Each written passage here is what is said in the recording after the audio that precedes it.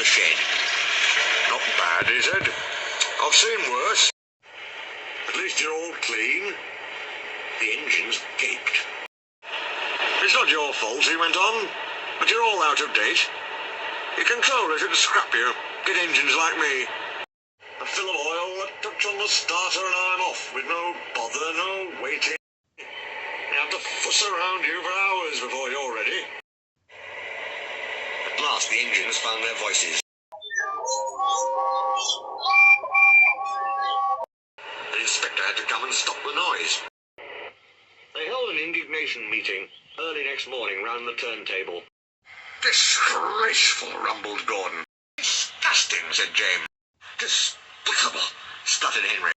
To say such things to us, burst out Donald and Douglas. It's to teach him a lesson we'd be wanting. But no one had any good ideas. At last they all went off to work except for Duck and Stepney. Never mind, said Duck. We'll be sure to think of something.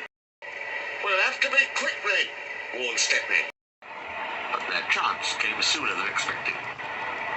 Diesel purred comfortably. He was being warmed up well before time. An inspector watched the fitter making adjustments.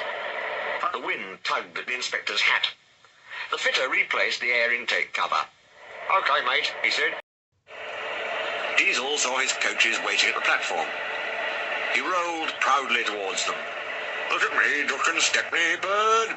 Now I'll show you something." He advanced a few yards, then suddenly he coughed, faltered, choked, and stopped. The inspector, meanwhile, had seen nothing of this. He was looking for his hat. "Can we help you at all?" asked Duck and Stepney sweetly. Diesel seethed with baffled fury as they pushed him back to the shed. "My hat!" exclaimed the inspector as the cavalcade went by. "Bother your hat," said the fat controller crossly. "The train's due out in 10 minutes, and you'll have to take it, Duck." Duck looked doubtful. But when Stepney asked, "Can I help you, sir?" he felt better. The fat controller was pleased too, and hurried away almost cheerfully to make the arrangements. The engines and their crews made careful plans. "A good start, said Ruffin, on a job like this," warned Stepney. So as they backed down, they dropped sand on the rails, rolling it firm with their wheels. Both controllers were there to see them off. "Gordon will take over from halfway," said the fat controller. "So get the train there. Never mind about being late. Good luck." "Don't worry, sirs," smiled Stepney. "We'll get there, and be early too." They stood waiting, sizzling with excitement, ready and eager to be off. At last the guard's flag waved. The engines dug their wheels into the sand and gave a mighty heave. "Come on! Come on!" puffed Duck, while Stepney barked excitedly in front. Moving carefully over the points, they reached the open line. "Now for a sprint!" puffed Stepney. "I'm ready when you are," puffed Duck. Faster and faster they went, till their wheels were turning at such speed that the side rods were merely blurs.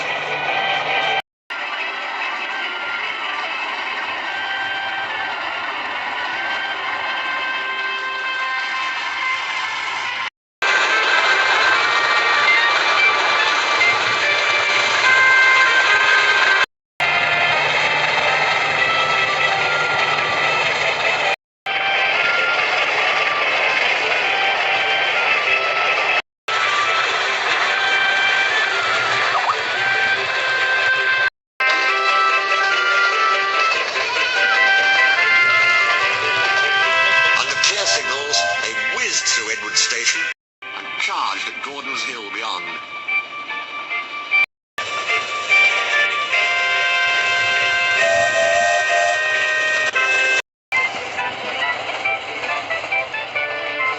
They dragged their coaches here. It was hard work.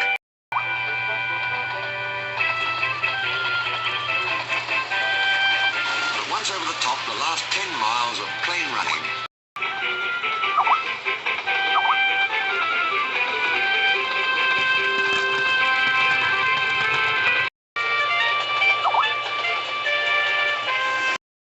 Into the